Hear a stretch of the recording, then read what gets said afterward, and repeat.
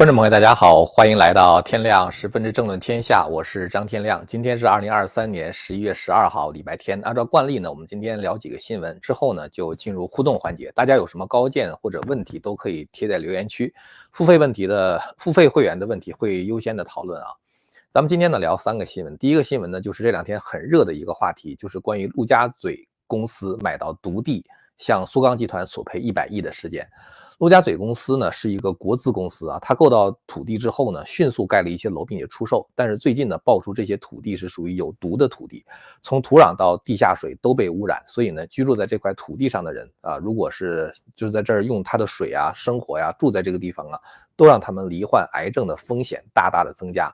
这块土地是陆家嘴公司在2016年的时候拍到的。那么现在独地曝光，房子烂尾，陆家嘴呢就起诉了出售方苏钢集团。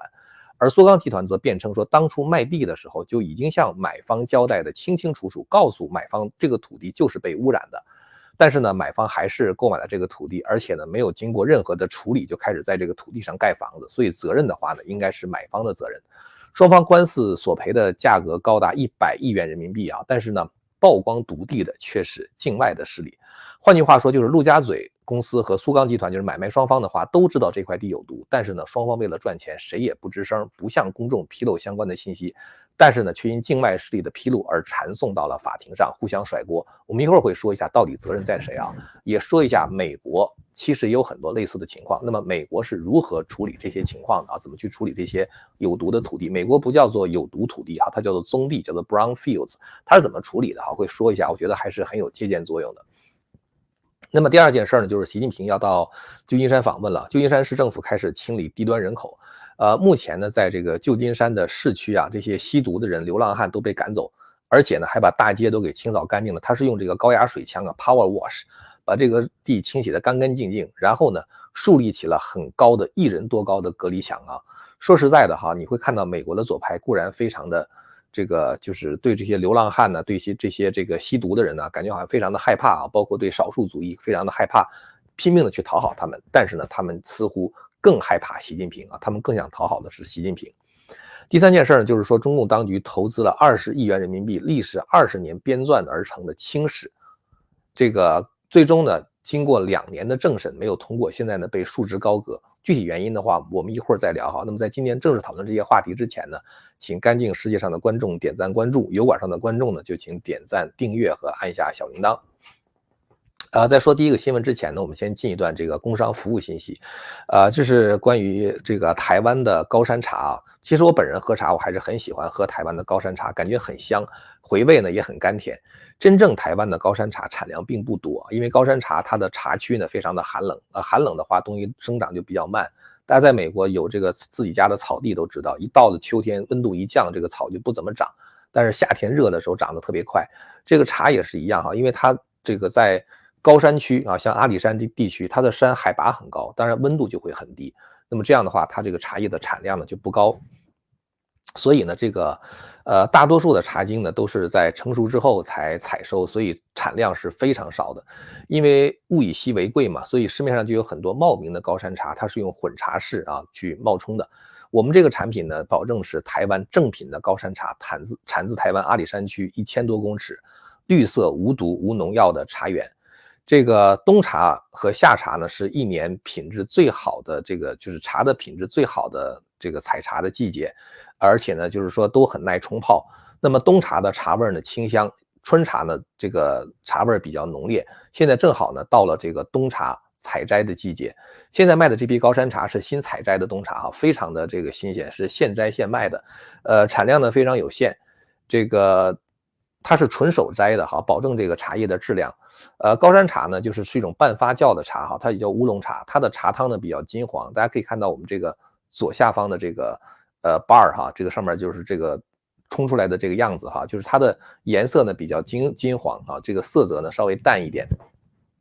这个很透明啊，没有任何的这个污浊。然后呢，这个茶汤呢会散发出淡淡的兰花的香味，有一种非常清新淡雅的甘甜的口感，喉韵呢也非常的好。那么除了高山茶之外呢，还有一种100%发酵的茶，这个茶就是红茶。红茶的茶汤呢比较甜啊，口感圆润柔顺，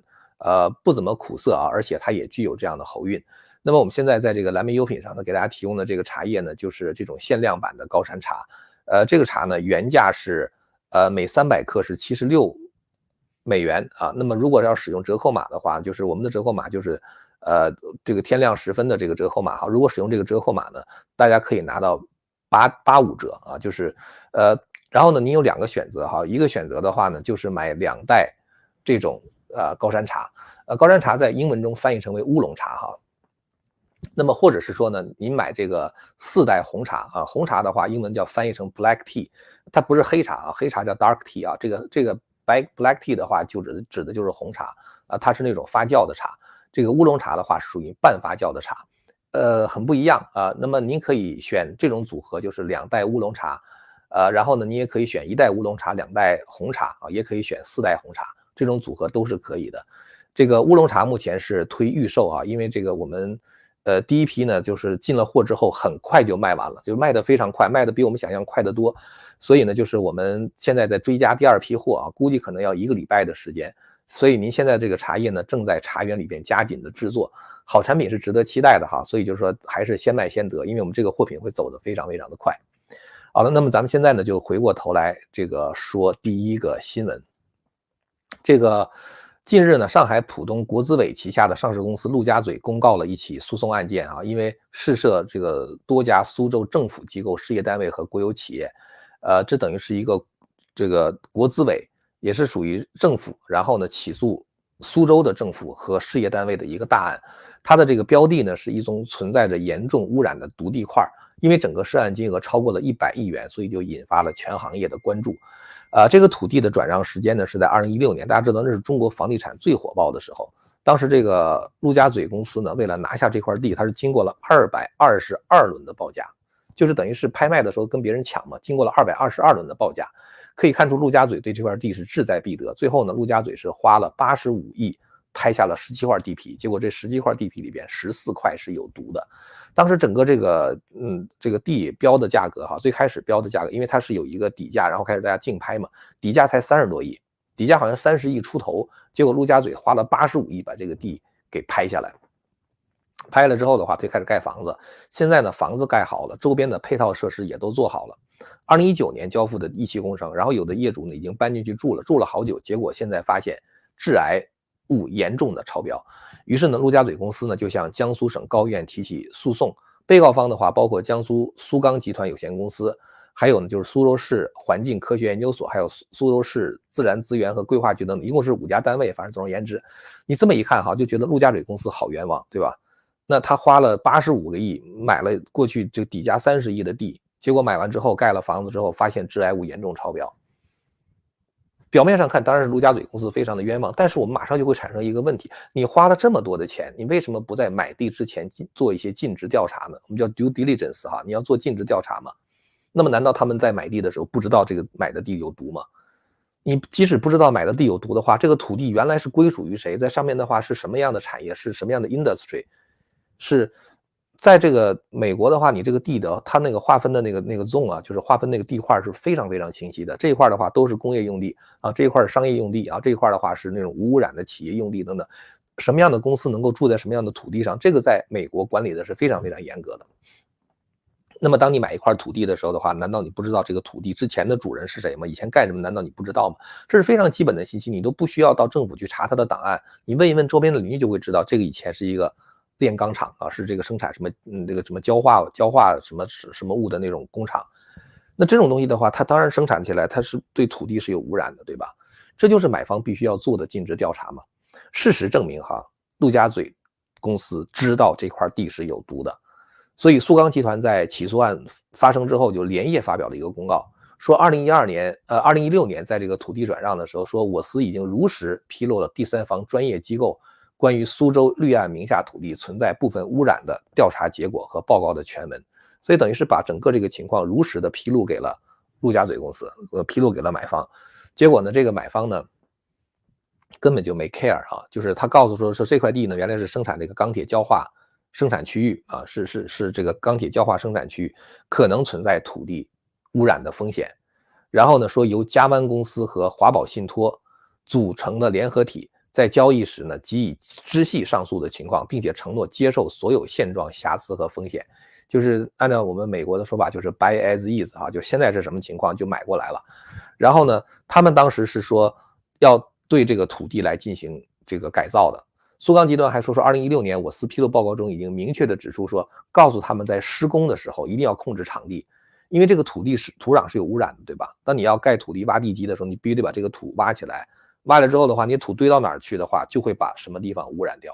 然后呢，你在挖的时候的话，你肯定会碰到地下水的问题，怎么去处理？他说你也会造成地下水的扰动，等于是会把地下水也污染。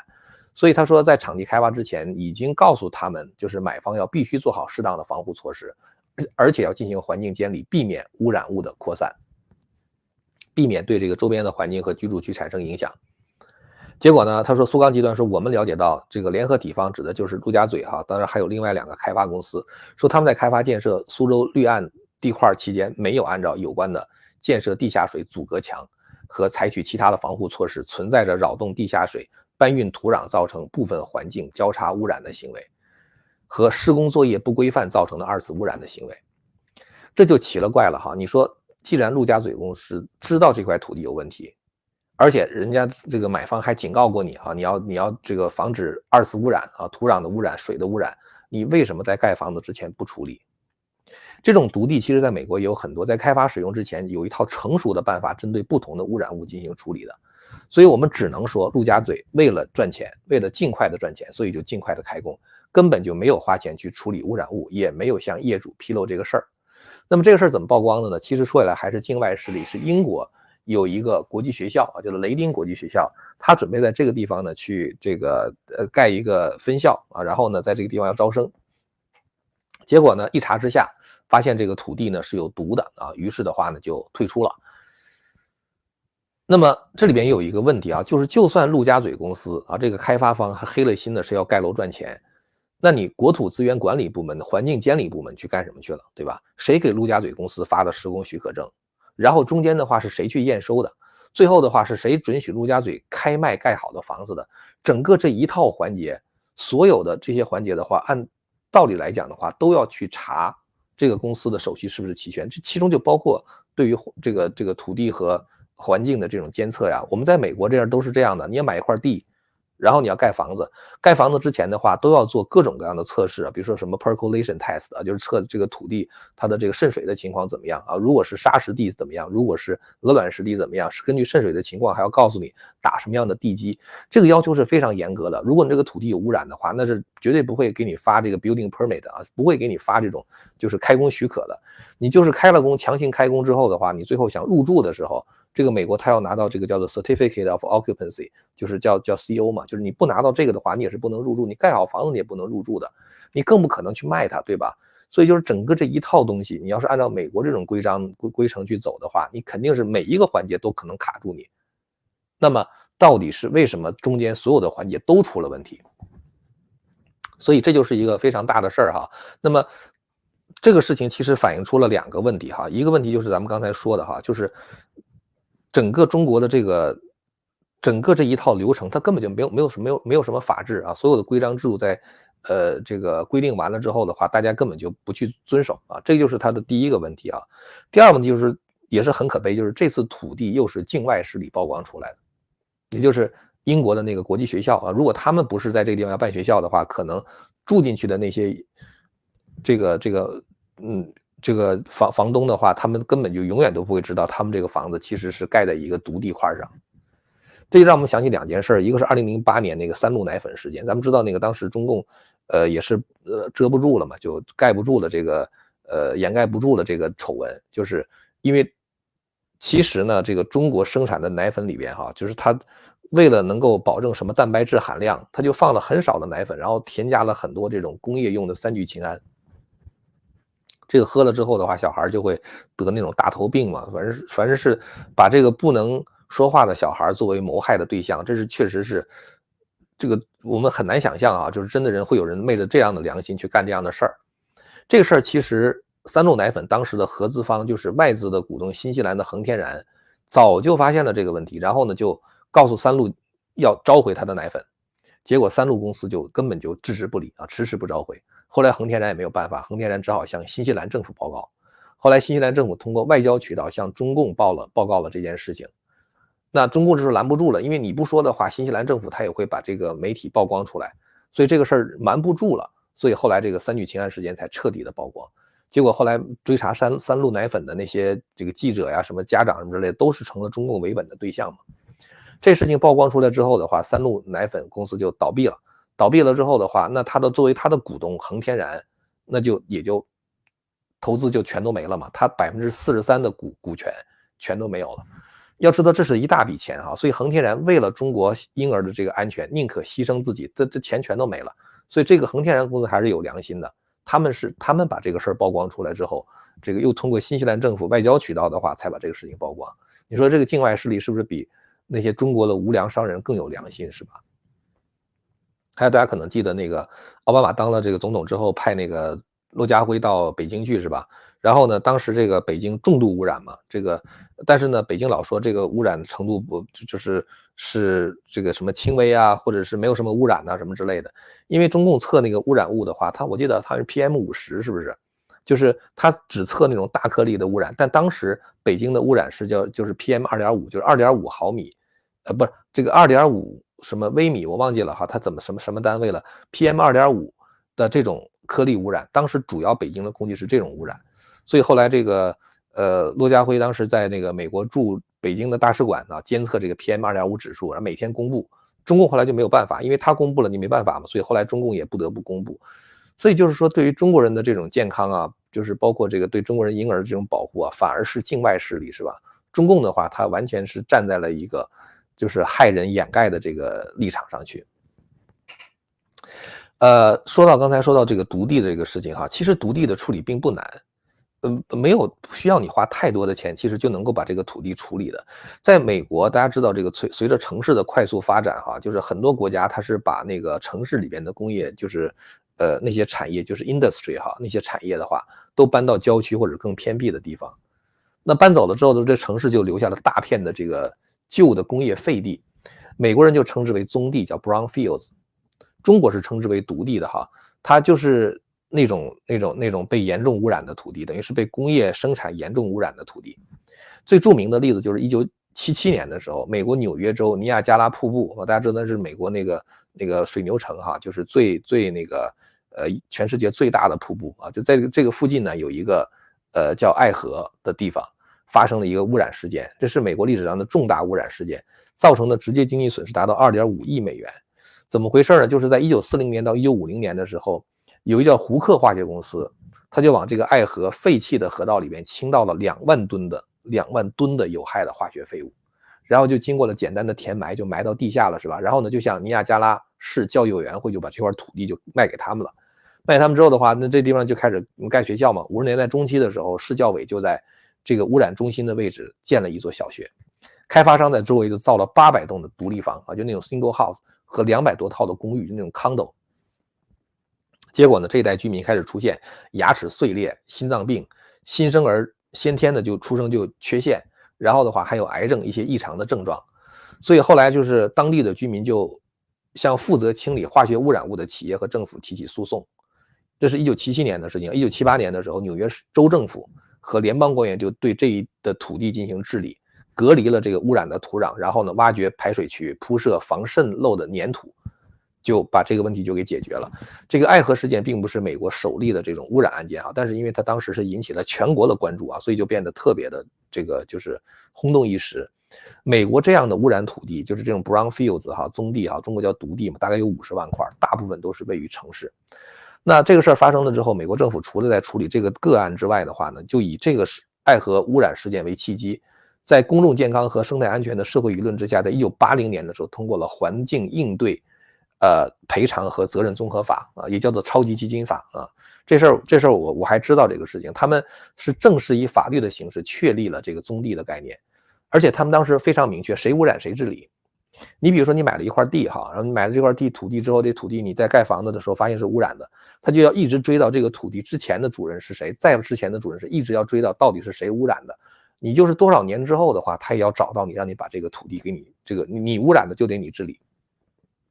当然有的时候可能这个人已经不在世了啊，或者这个企业已经倒闭了，就责任主体已经找不到了。在这种情况下，是地区政府和州政府他们会联合起来，就是花钱把这个土地给治理掉啊，靠这个税收把这个土地治理掉。所以实际上治理独地呢，过去是有经验可以借鉴的，只是苏钢集团和陆家嘴都没有尽到自己的责任。更恶劣就是双方谁也不吱声啊，就假装这个事儿不存在啊，直到境外势力曝光之后，才开始通过法律诉讼的方式，就要求这一个是要对方赔偿，另外一个对方说我没责任。他这个诉讼主要的目的不是为了解决问题，而是互相甩锅啊，就表示这不是我的责任，他的责任。所以这个事情最后怎么判，咱们现在还不知道啊。现在可能苏州的高院刚刚接了这个案子，怎么判还不知道。但是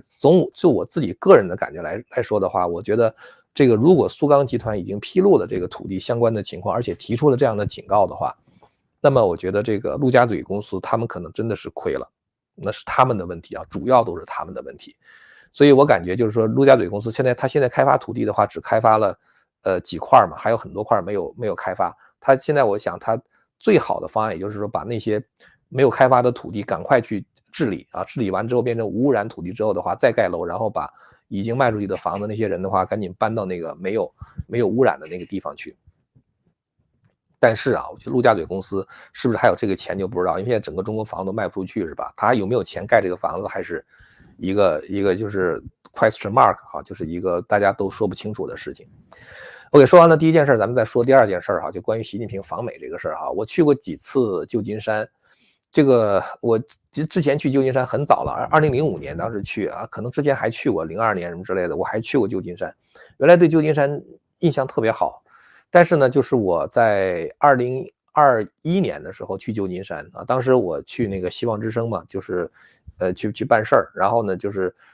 我们同事就告诉我说，你把车停到楼下的时候，千万不能在车厢就是车这个座位上放东西啊，说只要你放东西，不管放什么，流浪汉、吸毒者一路过，一看这里边有东西的话，立刻就把你的玻璃给砸了啊，砸了之后的话，那个包就拎走了，所以你一定要把东西一定要放到那个后备箱里边去。所以那个到了就是2021年，当我去的时候，旧金山的情况已经变得非常的糟糕了。旧金山的那个市政厅附近的话，有很多的那个吸毒者、流浪汉。但是现在呢，因为马上开 APEC 会议了，要旧金山开这个会议嘛，所以最近旧金山把那些吸毒者和流浪汉全都给赶走了啊。赶走了之后的话，还拿那个高压水枪啊，把整个这个街道都给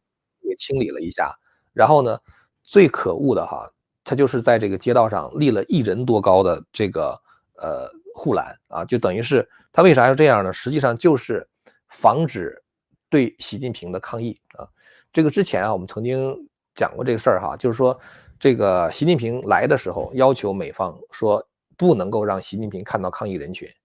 那旧金山现在呢，我估计你把这个街道完全遮起来也不可能啊。按照美国的法律来说呢，抗议是合法的，你不能够剥夺别人抗议的权利。所以现在的话，就把这抗议的人群呢，完全是用1人多高的护栏给遮在后面。哎呀，你就觉得这个习近平感觉好像是真的是长臂管辖是吧？他在北京的话，他也管到那个旧金山的市长，能让他决定怎么做怎么做。前2天那个旧金山的那个加州的州长纽森嘛，跑到这个中国去啊，跟习近平亲自会见，那就感觉好像是习近平在接见一个未来的总统一样啊，就给他不对等接见嘛。究竟这个加州的州长呢，在中国的话就是弄个北京市长接见就可以了是吧？那习近平亲自接见。看起来纽森根本就不是去谈什么气候的问题啊，就是谈怎么在旧金山去接待这个习近平的问题。那现在我不知道这个流浪汉都被安置在什么地方，如果要是有知道的朋友可以说一下哈。看起来就是说加州的州长也不怕选民的抗议啊，但是呢更怕习近平。我记得2002年的时候，当时这个胡锦涛到这个华盛顿 DC 去啊，那时候的胡锦涛他还是没有就是正式接任总书记，还属于储君嘛啊。当时我们一堆人，有的人去抗议，有的人去请愿。然后呢，这个胡锦涛当时住的那个酒店，它并不是一个就是一整个酒店包下来哈，大概可能就是包了其中的几个房间。然后呢，所以胡锦涛当时进那个酒店时候，我们都能看见他。这个下汽车上汽车我们都能看见他。完了之后的话，大家就举牌子提出自己的诉求嘛。后来呢，那他上午去的时候是这样，然后呢，等到他下午去的时候，酒店就在门口搭了一个帐篷，然后的话，他的车开到帐篷里边去，胡锦涛从酒店里边在帐篷里边上车，完了之后车再开出来，这样的话大家就看不到胡锦涛，是那种感觉。就是在那个时候的话，我们抗议的时候的话，根本就没有这种像旧金山这样很高的护栏啊，我们就是站在马路对面，然后呢，前面有几个警察，反正警察也知道我们都是那种很和平的抗议者，他们也不怎么管我们，然后我们就在那儿举牌子就完了，就非常简单。现在的话，感觉好像是习近平，对于越是这个独裁者，他走出去的时候，对别人的这种要求就越高嘛。你看那个金正恩也是一样，是吧？金正恩当时去中国访问的时候，那个火车沿路不停的。所有的那个中国的那个火车都得给他让道，然后他呢又不敢坐飞机啊，所以这种独裁者他们就是这样，就是他是这个不管这个对方的这个国情啊，也不管对方的这个选民能不能够接受啊，反正他们就这么干了。今天想说的第3个话题其实是一个挺严肃的话题哈，是关于这个清史。其实呢，大家知道哈，中国的历史啊，它有一个就是传统，这个传统呢叫做隔代修史。所谓隔代修史呢，就是当一个朝代灭亡之后，下一个朝代呢会把上一个朝代的档案、这个资料啊，这所有的一些什么实录啊、起居录啊等起居注啊等等，全都给拿出来，然后的话呢，去整理上一个朝代的历史啊，比如说明朝灭亡了啊，我们就把这个，比如说明太祖实录啊，这个明成祖实录啊什么之类的。所谓实录的话，实际上就是对他们当时说的话、做的事情的一个随时的记载。每天的记载叫起居注啊，然后呢把起居注中的东西拿出来，然后呢再整理成为实录啊，然后这个再根据实录整理成为相关的这种像本纪性质的这种这种这种体例的史书。所以呢，这个每一个朝代都是这样啊，就隔代修史啊，就一个王朝灭亡之后，由下一个朝代去把上一个朝代的史料拿出来啊，整理成为上一个朝代的历史。这个就是属于正史啊，都是这样下来的，24史都是这么记载下来的。你像明史的话，它就是清朝整理的嘛，张廷玉整理的嘛。那么这个清朝灭亡呢，已经从1911年到现在已经100多年了，是吧？那应该按照这个中国传统的这种史学这种修史的传统呢，是应该由中华民国整理清代的历史。从1990年的时候呢，开始这个美国的汉学界就兴起了一股叫做新清史的研究风潮。当然，这种新清史研究它是在美国嘛，它就跟中共的那个叙事就非常的不一样。2019年1月份的时候，中共党媒《人民日报》曾经发表长篇的文章，叫《牢牢把握清史研究话语权》，说这个清史研究是跟维护国家领土主权完整有密切的关系，事关意识形态的安全。所以呢，就是中共就是想夺回这个清史的这个修史的权利。从2002年的时候开始，中共就决定又编一部官修的清史啊，就相当于延续了24史的那个传统。然后呢，就成立了一个国家清史编纂委员会。当时参加这个编纂工作的有上千名的专家学者。到2018年的时候，经过了16年，这个清史终于修完了。然后2019年的时候呢，把这个稿子就交给了新成立的中国社科院中国历史研究院负责审读。然后呢，当时这个社科院这个中国历史研究院是专门成立了一个审读清史的这个工作领导小组。2023年6月份的时候，中共央视报道说，清史一共106册3200万字的书稿审读工作历经2年已经初步完成。但从那个之后呢，就再也没有下文了。这个清史的这感觉是真的是卷帙浩繁呐，卷帙浩繁的。这个106册3200万字，我觉得那几乎超过了，你想一部史记才50多万字，对吧？53万字嘛。它这个清史的话，等于是相当于史记的64倍的样子。真的是卷帙浩繁，是吧？因为这个清代历史离现在比较近啊，所以他们很多当时的人的可能孙子或者从孙子现在还活着啊，可能有很多这种近代的这个史料可以研究。加上那个时候从这个公车上书之后就开始，包括洋务运动之后就开始有很多民间办报嘛，所以就有很多这个历史的这个事件呢就记载下来，而且记载的话还有各方不同的意见啊，所以这个近代史其实是一个特别复杂的东西。那中共已经是把清史编纂完了之后的话，为什么他就不肯发布呢？任教于耶鲁大学的法学和史学学者张太苏呢，在社交媒体 X 就是 Twitter 上发文哈，说可靠消息来源显示，中共编撰的清史已经被高层给搁置了，理由是受到新清史影响过大，未能肯定人民的观点，因此在政治上无法被接受。我估计里边可能会有很多中共无法接受的叙事哈，比如说鸦片战争，我们现在上中学历史课的时候讲鸦片战争的话，那就是所有的问题全是外国人啊，我们中国人一点问题都没有啊，这个都是他们向我们贩卖鸦片啊，然后的话他们是比如说包括这个第二次鸦片战争啊，包括义和团呐，义和团在中共的历史中一直被宣传成为一个爱国运动嘛，对吧？但是当时实际上就是一些暴民在这个烧教堂、杀洋人，而且这个妇女儿童都杀的，简直就是这个痞子造反的，或者说是他们就像恐怖组织一样，都干了很多这样的事情，就是像义和团呢，很多我觉得就是说，凡是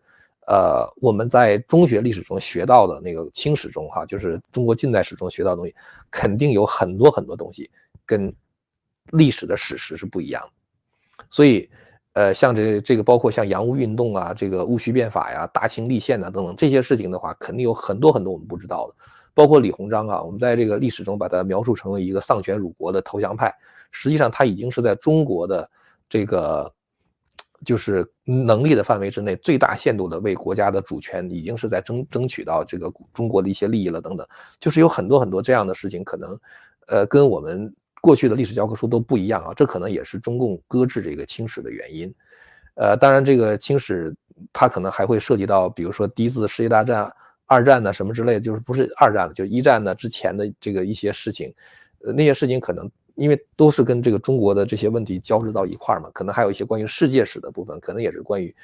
这部分的话也是中共没有办法接受的啊，所以就把清史搁置起来了。所以其实真正在中国，你要想出版一部完全说实话的史书，在中共的治下真的是不可能的。OK， 今天呢想跟大家聊的就是这么几件事哈。最后想感谢一下澳大利亚的张先生和耶鲁的张女士给我的非盈利机构天亮联盟的每月捐款。那么下面我们就进入到这个问答环节了哈。大家有问题的话，现在就可以在旁边打字哈，咱们可以讨论。新的问题也麻烦小编尽快的贴出来哈。我觉得我很喜欢回答一些大家现场提问的东西。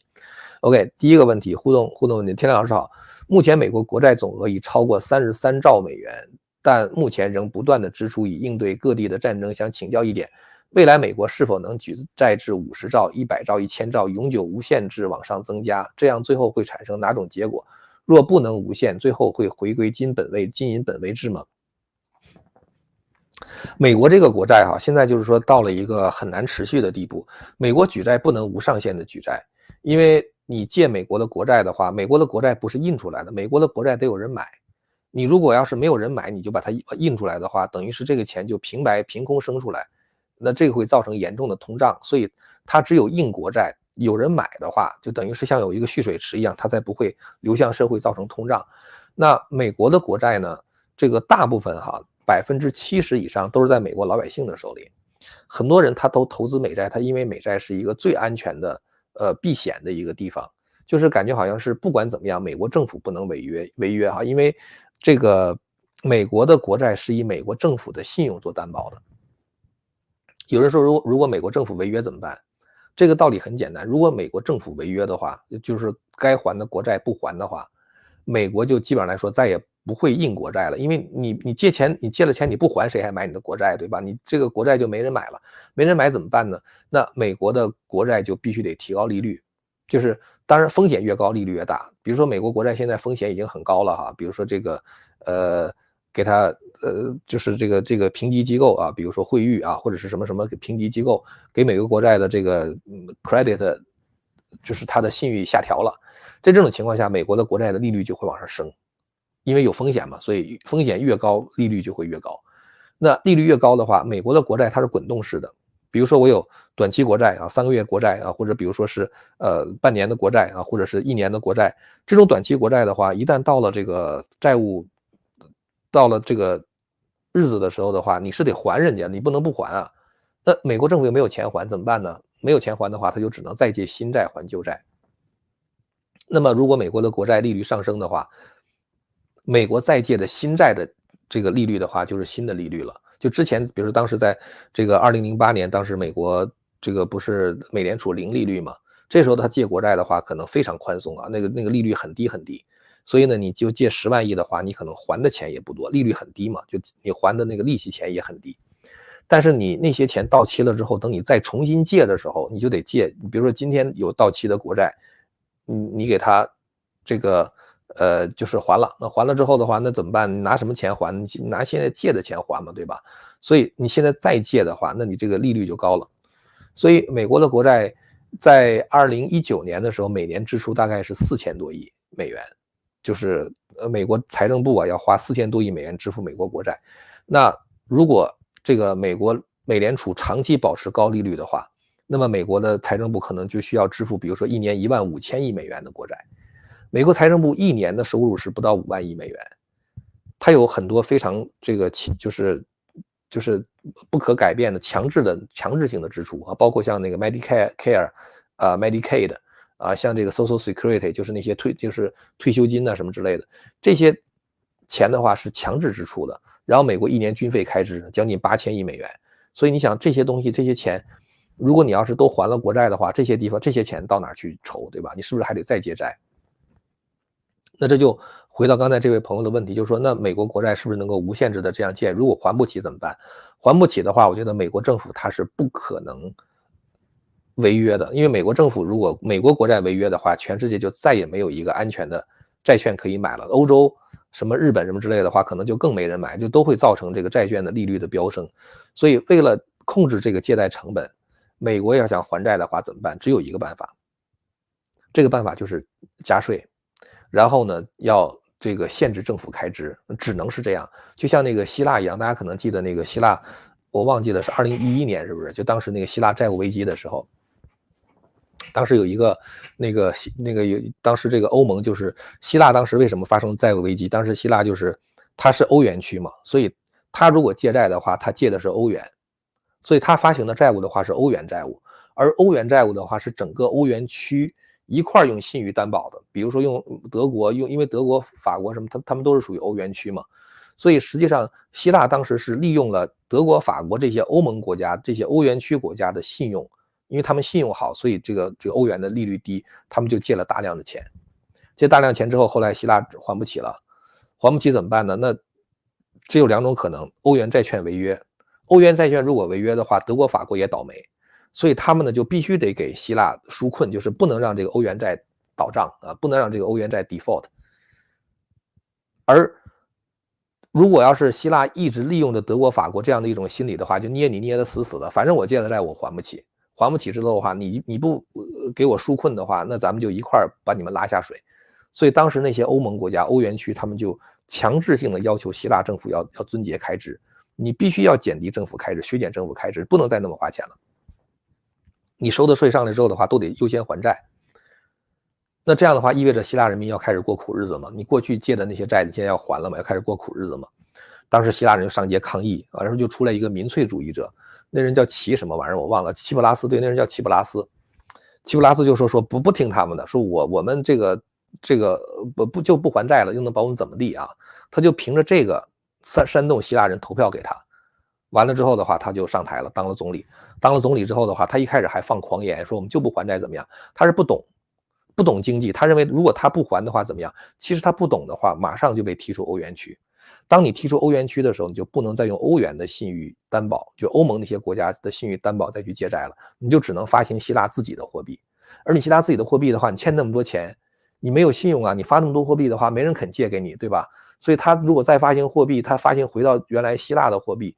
那时候的话，他借钱就可能不是5%、6%的利息，他可能20%的利息他都不见得能借到钱。这个家伙一看，那与其20%的利息还借不到钱的话，那我还不如花5%、6%的利息再跟欧盟借钱，对吧？所以他最后迫不得已，只好接受欧盟的这个纾困资金，然后呢，他要把他的这个政府开支要降下来。所以那个时候整个一个就是希腊，我是2016年的时候，应该是2016年的时候去希腊。你会看到，就是那个国家的经济特别的衰，大量的年轻人没有工作，然后呢，就是他们挣钱很少。当时我记得好像是，一个月那些年轻人大概也就能够挣不到1000欧元的样子，大概800欧元、900欧元，在希腊就感觉好像就已经生活很好了。800欧元、900欧元，真的很便宜，跟中国还没有中国那个白领挣得多呢，那个时候。所以那个时候希腊真的特别穷。美国如果要是这么借钱下去的话，一旦到美国债务要违约的时候，只能产生一个结果，债务不能违约，然后这时候大家就不愿意买你的国债怎么办？只能加税去还债。其实美国的民间是很有钱的，你看美国政府哈，比如说借着33万亿，你到那个纳斯达克看看，你到那个就是纽约那个华尔街那个证券交易所看看，那像什么苹果公司那都是几万亿市值的，对吧？然后像什么特斯拉呀，什么 SpaceX 什么之类的，那都是几万亿市值的公司，像这几万亿市值公司多的是。你要真要像共产党那样的话，那把这几个公司全没收的话，美国债就全还完了，是吧？但是美国政府是不能那么做。但是他为了还债的话，没有办法，只能干一件事情，加税，然后呢，削减这个政府的开支，没有什么其他别的办法。至于说这位朋友问说如果不能无限印债的话，会不会回到金银本位制度？不会，因为现在国际社会现在这个商品交易的频繁，那个量太大了，以金银为本位印出的钱根本就不足以支付这些商品交换，所以如果你要是回到金银的话，那就会出现严重的通缩，整个商品交易几乎就都会停止。所以回到金银本位制是不太可能的。这就是为什么很多人他会喜欢数字货币，是吧？喜欢比特币，因为比特币理论上来说的话，它是不存在通胀的问题的。一个比特币，因为比特币它有一个上限，就是2200万个比特币嘛，就不可能比这个再多了，所以不可能像美债这样不断的印钱然后卖，那是不可能的。所以这个大家记得可能是今年我忘了春天几月份，3月份、4月份的时候，当时不是有一个叫硅谷银行倒闭那个事件吗？当时就是因为美国的国债这个利率太高，然后的话就是很多人从银行拿出钱来去买国债，结果银行的流动性就被抽走了，都抽到那个国债那里边去了嘛，所以就造成当时硅谷银行倒闭。硅谷银行倒闭的时候，你按道理讲这是一个严重的系统性的这个金融危机，对吧？但是结果大家发现比特币逆势暴涨，为什么呢？就是因为当大家不再相信法币的时候，就是所谓法币就是法定货币哈，就是一个国家政府发行的那种主权信用货币。当大家一旦不再相信这个法币的时候，马上大家就会觉得，那我到底什么东西能够保值？于是就会有很多人去买那个比特币，那个资金就往那边流。实际上就是这么回事哈，所以就是回到金银本位是不太可能，是因为它已经不就金和银现在的那个在美国主体财富中已经占了很少很少的一个比例了，就是在社会上已经占的比例非常小了，所以他们不能够支撑起这个就是商品交换所需要的那些流动性。这就是为什么当时在俄乌战争爆发的时候，大家可能记得哈，普京当时不是买了很多黄金吗？他说以黄金为锚去这个保证卢布的价值，很快他就放弃了，因为他的黄金根本就不足以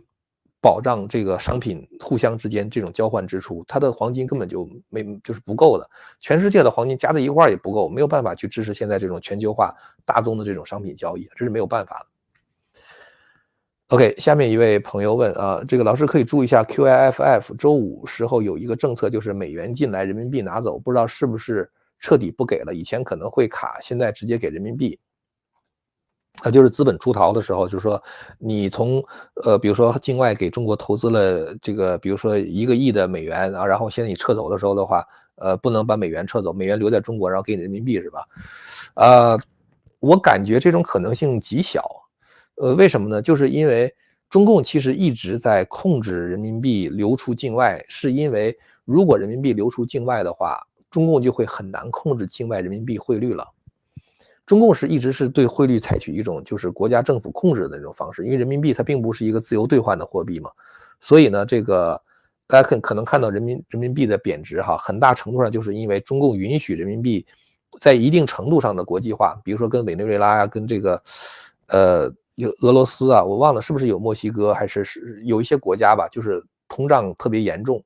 然后的话，中共就允许他们用人民币交易，就是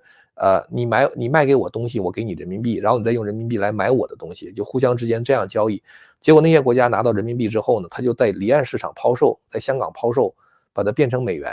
这样的话，等于境外大量抛售人民币的时候，这个中共就得拿美元买，所以等于是你这个人民币出去之后的话，它还是最后中共不得不用美元去保卫这个人民币汇率。那与其这样，你还不如一开始就给人家美元算了，对吧？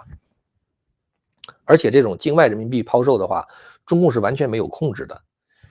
它抛售多少你也不知道，然后你到底应该准备多少美元你也不知道，就这种流动性，就是你到底要准备多少美元的 cash 啊来应对这样的抛售，你也不知道。所以我觉得中共不大可能让大量的人民币出境啊，这样的话人民币的汇率就失控了啊，我觉得是这么回事哈。所以我觉得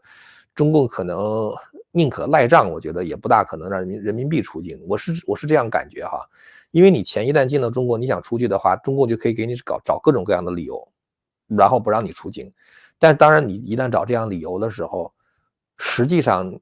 人家以后再投资的话也就不可能再来了哈，我觉得是这样的一个关系。OK，第三个问题，张老师好，为什么有的兰州会选出一个民主党的州长？美国州长、县长之外，下面级别还有哪些选举？这个美国的兰州选出一个民主党，兰州就是民主党就是蓝，您说的是兰州会选出一个共和党的州长是吗？或者是共和党的州会选出一个民主党的州长是吧？美国的这个州啊，它的这个权力呢，跟联邦和地方政府是分权，就是州有州的一套宪法，就大家想象中美国宪法是，就是整个联邦所有的州都要遵循的宪法是吧？然后呢，其实美国每一个州还有每一个州的宪法，美国每一个州的宪法可能就是规定了这个州，比如说多长时间选举一次啊，州长选举怎么产生啊，然后比如说众议院州的众议院有多少个席位，参议院有多少个席位，它有很多关于这个，比如说州的最高这个法院，它的任命的情况是怎么任命啊等等，就类似于这样的事情哈。每一个州的话，它有每一个州的宪法，每一个州的话关注的是自己州的事务。联邦其实美国的联邦政府它的权力范围是很小的，按道理来讲哈，按照宪法规定，如果没有授权给联邦的权利，剩下全是归州的，归各个州的啊，归各个州。然后呢，州里边宪法没有授权给州的，都是归各地方政府。所以其实美国它除了有立法、行政、司法三权分立之外呢，它还有联邦、州和这个地方政府的这个三权分立。每一级政府它有每一级政府的收入的来源。大家可以想象一下啊，一个州花的钱如果都得向联邦政府申报的话，那联邦政府就可以卡你啊。你不遵守我这个联邦政策的话，我这个钱就不给你。所以实际上联邦政府有联邦政府的财源，主要是个人所得税。美国联邦政府5万亿哈，这个一年5万亿收入，一半以上是个人所得税，就是我们自己个人挣的钱交的所得税。然后呢，还有这个大概有30%几是公司税。就这两项基本上来说就 cover 美国这联邦政府80%的收入了，然后还有一些美国联邦政府自己的投资啊什么之类的七七八八的钱加在一块儿，这是联邦政府收入的来源啊，个人所得税和这个公司税。然后呢，州政府有州政府的来源，州政府来源的话主要是销售税。大家知道你在纽约买一个东西的话，你要交 sales tax， 你买100块钱的东西，你要花108块。什么2毛5还是108块1毛2分5，我忘记了哈。反正总而言之就是你在美国每一个州购物的时候，你实际上同时要付一笔 sales tax， 就是销售税。这个销售税的话是给州政府，然后州政府的话也会收一定的个人所得税，很少了。美国个人所得税如果联邦政府大概能收到20%几甚至40%的话，州政府大概6%、8%这个样子。然后呢，还有就是这个作为公司的话也会交一些州税，这个是州的钱的来源。然后呢，还有一级政府就是地方政府，就 local government， 他们收税是他们钱哪来的呢？他们的钱其实就是个人财产税。就比如说你在这个地方有一个房子，然后呢，这个房子的话，你要为这个房子一年交2次税，一次税呢是叫 school tax， 就保证这个地方的学区的学校老师有钱可花啊，有工资啊，能够支持这些学校。然后还有一部分的话呢，就是 property tax 啊 ，property tax 的话就是养一些政府部门的职员。所以实际上就是说，美国政府它是这种三级税收制度。每一级政府它有每一级政府的这个收入的来源，所以它可以完全不理联邦政府，它可以就是我是州长完全可以不听联邦的，然后我是地方政府的话，我也可以不听州里边的。当然，如果你是州的那个宪法管辖范围之内的话，这个法律你是要服从哈。但是就是说你这个县长、市长你是不能够把我 fire 掉的，因为我是人民选的，你是不能 fire 掉我的。这个县长、市长如果要被罢免的话，那就是县市一级的，他们的这一级别的这个议会可能去弹劾，可能去罢免，但是州长是不可能把县长给抹掉的。美国这个县哈，其实应该叫郡，那叫 county， 它比 city 还要大，它比 city 还要大。city 的话是一个城市，然后呢，城市之上呢是一个郡，这个 county 之上的话是一个州啊，是一个 state 啊，它是这样的一个关系。美国的这个 county 里边呢，除了城市以外，其他的话都是属于农村啊。除了这个，就是它的 city 有的很小很小的，有 city 比如说是2万人这样的。那广大的地区的话，其实都是属于农村啊，都是属于农村地区的，都是就是凡是不属于 city 的那些土地的话，他们都属于 county 啊，都属于 county。city 的话，它也是 county 下面的。它是那样的，它是那样的一种结构，反正跟中国非常的不一样啊，非常不一样。那至于说兰州为什么选出一个共和党，其实有的地方哈，就是说，它是红州或者是兰州，但是在选州长的时候，很多时候他那个州长的那个政见哈，他比如说是偏向于中间派，他就有可能会得到一些选民的支持。大家可能知道那个 West Virginia 哈，West Virginia 的那个参议员就是 Joe Manchin 嘛，Joe Manchin 的话，他是 West Virginia， 它是一个西弗吉尼亚州，它是一个深红的州。这个共和党通常都会赢，你就是假如说投100张票的话，那可能有80张都是投给共和党，然后20张投给民主党，但他竟然选出了一个民主党的参议员，就是 Joe Manchin。但 Joe Manchin 的话，他因为来自于这个红州，所以他在这个投票的时候呢，很多时候他也就是属于温和的民主党人。他比如说在那个参议院，Joe Manchin 肯定曾经挡住了这个民主党的那为人民服务法案，就是那个要改变那个选举，这个，然后呢，还有就是那个 filibuster， 然后那个民主党想废除那个永长辩论，才能够就是这个用它可以去阻击这个少数党也可以阻击多数党，就是让这个议案通不过。然后呢，当时民主党是希望在这个参议院里边就是 simple majority 啊，就是这个多数就同意的话就可以。这个其实这种想法完全是违背了美国的共和制度。所谓共和制度的话，就是要保护少数人的权益。所以呢，在这个州参议院这一级的话呢，如果要是有60个以上的参议员同意的话，那么这个时候就叫 super majority。super majority 的话，这个议案通过之后的话，就不可以 filibuster， 就是它就过了就是过了。如果你不到60票，但超过50票，你也是多数了，但是呢，可以通过 filibuster 这种程序把这个议案杀掉。这样的话就保证说，任何一个党派其实都很难拿到超过60票。所以呢，在这个参议院里边的话，少数党也能够有很大的权利，就是能够进行权力制衡。然后呢，那个时候民主党他们就想废除这个 filibuster， 就是被Joe Manchin挡住了啊。所以这个人他算是一个温和的民主党人，他就是在红州深红州啊，这是这个 West Virginia 选出来的。Joe Manchin 现在要